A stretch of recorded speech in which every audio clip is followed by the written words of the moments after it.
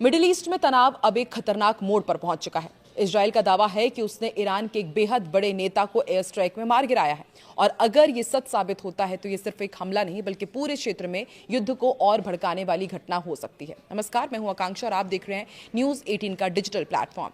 तो Israeli media और रक्षा मंत्री के मुताबिक ईरान के शीर्ष सुरक्षा अधिकारी अली लारिजानी को एक एयर स्ट्राइक में निशाना बनाया गया है। साथ ही बासिज फोर्स के कमांडर गुलाम रेजा सुलेमानी को भी इस हमले में टारगेट किया गया। हालांकि अभी तक ईरान ने इन दावों की पुष्टि नहीं की है, यानी उनकी मौत हुई है या नहीं अभी तक ये साफ नहीं हुआ है।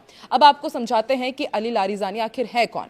दरअसल वो ईरान की सत्ता में बेहद अहम भूमिका निभाते रहे हैं। वो देश के सर्वोच्च राष्ट्र सुरक्षा परिषद के सचिव हैं और अली खामेनेई के बेहद करीबी माने जाते हैं। और अगर उनकी मौत की पुष्टि होती है तो ये ईरान के लिए बहुत बड़ा झटका होगा, क्योंकि वो देश के सबसे प्रभावशाली नेताओं में से एक माने जाते हैं।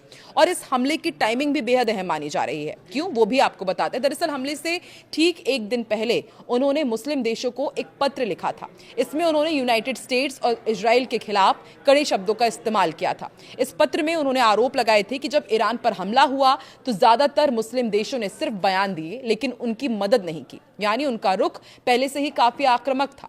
अब बात करते हैं बासिज फोर्स की। बासिज ईरान की एक अर्धसैनिक बल है जो इस्लामिक रेवोल्यूशनरी गार्ड कॉर्प्स, जिसे हम IRGC के नाम से भी जानते हैं, उससे जुड़ी हुई एक संगठन है। ये संगठन देश के अंदर सुरक्षा और जरूरत पड़ने पर युद्ध में अहम भूमिका निभाता है। अगर इसके कमांडर को निशाना बनाया गया है तो ये और भी बड़ा रणनीतिक हमला माना जाएगा। अब सबसे बड़ा सवाल, क्या यह हमला सच में सफल हुआ? ईरान आखिर चुप क्यों है? और अगर लारिजानी मारे गए हैं तो ईरान इसका जवाब अब कैसे देगा? ईरान की चुप्पी कई तरह के संकेत देती है। या तो वो अभी स्थिति स्पष्ट कर रहा है या फिर जवाब देने की तैयारी में है। कुल मिलाकर ये घटना मिडिल ईस्ट में बढ़ते तनाव को और खतरनाक बना सकती है। और अगर इजराइल का दावा सही निकला तो आने वाले दिनों में ईरान की तरफ से बड़ा जवाब देखने को मिल सकता है, क्योंकि ईरान बार बार यही कह रहा है कि यदि आप सोच रहे हैं कि ईरान शांत बैठेगा तो ऐसा होने नहीं वाला है। आपकी कब्र खुदते तक हम अंतिम लड़ाई जारी रखेंगे। आप क्या सोचते हैं? क्या हमला युद्ध को और बढ़ाएगा? कमेंट में अपनी राय जरूर बताएं। वीडियो पसंद आए तो लाइक शेयर करें और चैनल को सब्सक्राइब जरूर करें।